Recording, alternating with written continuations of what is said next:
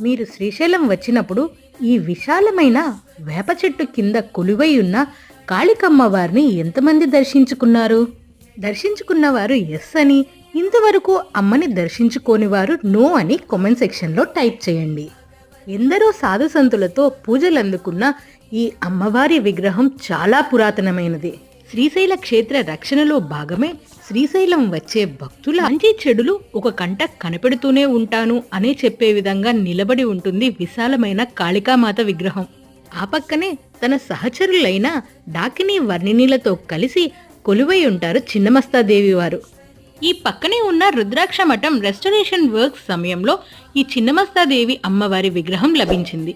అప్పటి నుంచి అమ్మవారిని కాళికామాత విగ్రహం పక్కనే ప్రతిష్ఠించి నిత్యం పూజించుకుంటున్నారు. ఇప్పటి వరకు చిన్నమస్తాదేవి అమ్మవారిని దర్శించుకోని వారు ఈసారి శ్రీశైలం వచ్చినప్పుడు అమ్మవారిని తప్పకుండా దర్శించుకోండి.